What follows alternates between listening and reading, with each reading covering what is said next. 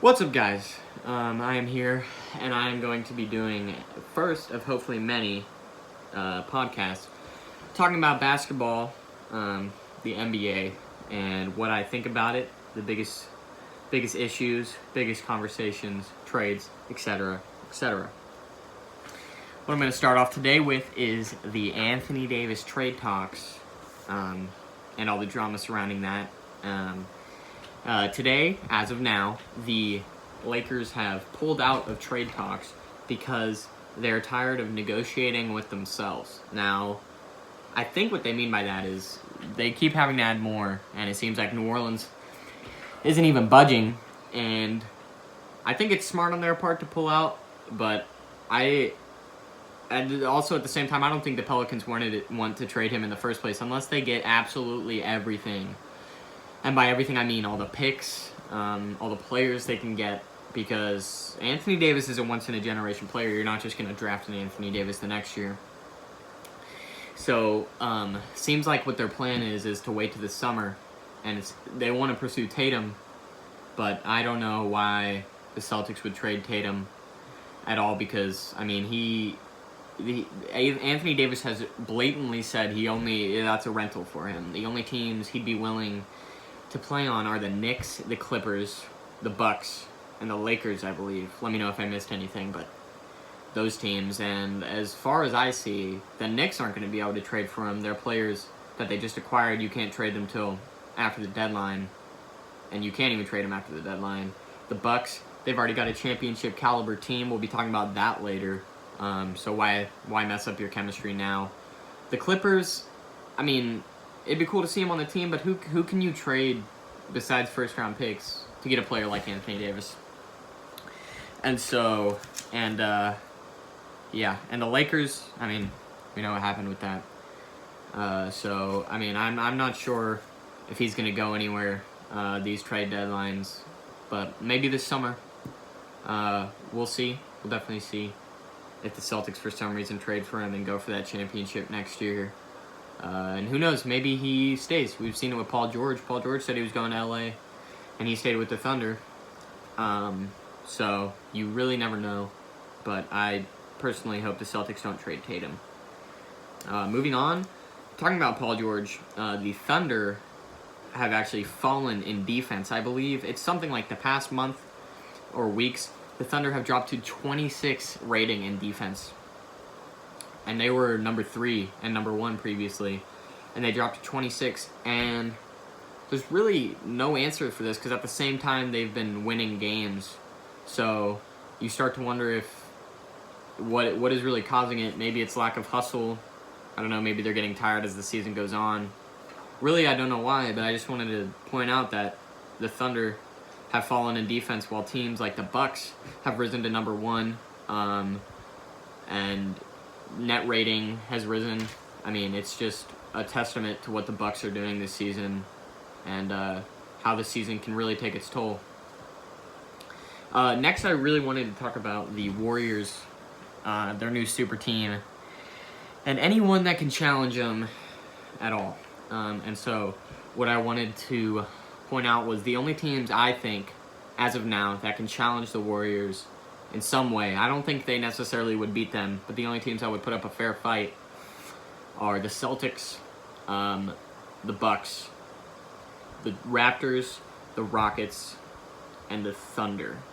And the reason I say is because a lot of those teams are defensive-oriented, except for, I mean, the Rockets so much, but they're scoring, I mean, with what Harden's doing, I mean, you never know. I don't think that could win you the championship or even some playoff series with their type of offense now, but they could switch it up, run Chris Paul more, move the ball around, and stuff like that. But the Bucks, again, with their amazing defense, and Giannis, who's now shooting threes, which is unbelievable, I think that the Bucks have a really, really good chance. And to me, I take the Bucks as the people to challenge the Warriors the most. But the question is, do they get out of the East?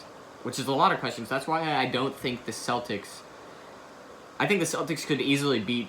Not easily, but they had a chance to beat the Warriors and have a chance to beat the Warriors. But I don't think they make it out of the East. with all the conflict going on in their team. I mean, it's very possible, but I think they get knocked off by the Raptors, the Warriors, or Bucks. Or not Warriors, Sixers or Bucks. I think any one of those teams could beat the Celtics in the first or second round of the playoffs. But you never know. Hopefully Kyrie stays healthy and maybe they pull it off. But going back to the West, I think the Thunder have a chance, but now that they've dropped in defense, it's questionable. But I think they can bring it back and maybe challenge them with their defense, and if Paul George stays hot.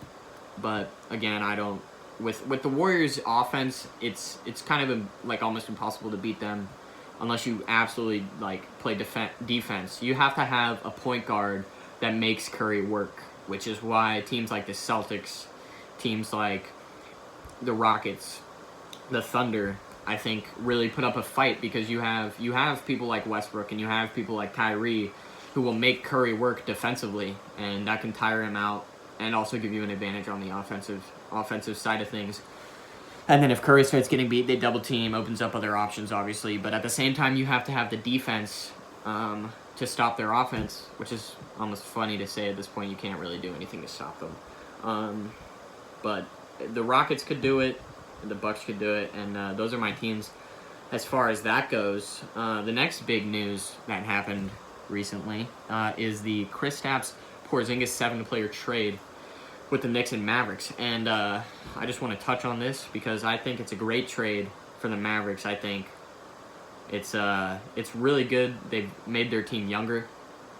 They've traded Wesley Matthews, a player who really hasn't been the same since his injury, and an older guy, to Tim Hardaway Jr., who while is on a big contract, is a young and aggressive guard who I think can really help the bench and or starters.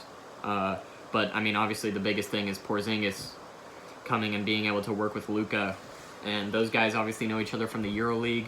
I think they could be amazing. I think they could be the next great duo in the coming years. I mean, Luka's already an all-star caliber player, and Porzingis, I mean, we don't know, but I think when he left, he was definitely an all-star caliber player. And you putting those two guys together, a combo guard and Porzingis, I think the possibilities are endless. You can pick and roll, you can pick and pop. Luka can take the threes. It's really up to them how they want to do it. But I think that same team coached Dirk and made Dirk who he is today. And so you really wonder, can they make Kristaps, not Dirk per se, but really turn him into that combo power forward that everyone wants him to be. And I think that gives them the best opportunity to really make him better, because the Knicks aren't the most influential team to make their players better. They don't really do that much. I haven't had many rookies that really improve like Porzingis has, and so putting him on the Mavericks I think will make him that much better. And as far as the Knicks go on the side of the trade, I think there's a definite argument to be made that they won that trade in a way because they cleared up so much cap and got the draft picks. But I mean, the Knicks, it's happened so many years before. They went for LeBron and ended up with Amari, I believe, that year. Because if you don't get a superstar like Kevin Durant, like Kyrie, like Kawhi, you end up signing just good players. And that's what they've done, and then they end up going nowhere. Like, you don't want them to end up signing Kemba or Jimmy, guys that'll just, like, get you enough, but you won't maybe not even make the playoffs in the East. And so I think they definitely, if they sign someone, I think it's very possible they could win that trade depending on how Kristaps and Luka end up. But that's my opinion on that. Coming into the All-Star game, I want to touch on the fact that the NBA brought Dirk and Wade into the All-Star game, which I think is really cool. I think bringing them into the game is definitely really cool. I really hope Dirk doesn't retire, even though he probably will. But Dwayne Wade, we know, is retiring, so it's really cool to see them put him in there. And we'll probably get some cool moments between him and LeBron, whether they're on the same team or not, which I think is definitely cool. And also they put Dirk in the three-point contest, which is really cool. I think he could definitely, I don't know, I don't think he could win it, but it'll be cool to see him in there. He might joke around a little bit. And then the dunk contest this year probably won't be too special. No big names in there. I mean, you got Miles Bridges and John Collins and Dennis Smith Jr., but they're not really crazy. I think Dennis Smith Jr. probably win that one. I honestly wish they would put Vince Carter in there. He can probably win at, what is he, 42? Crazy. Looking forward in the NBA, I think the possibilities are endless. Although the playoffs do look pretty set right now with the Warriors winning, I think it's really looking beyond the playoffs and looking to the offseason with what could happen with Anthony Davis, what could happen with Kawhi Leonard, what could happen with Kyrie, what could happen with Klay. I think it's really interesting. Almost want the offseason to be here now, you know. But that's it for me. I hope you guys enjoy this podcast. Leave a like and a comment down below if you want me to keep going. And I can do them daily, weekly, whatever you guys want to see. So let me know.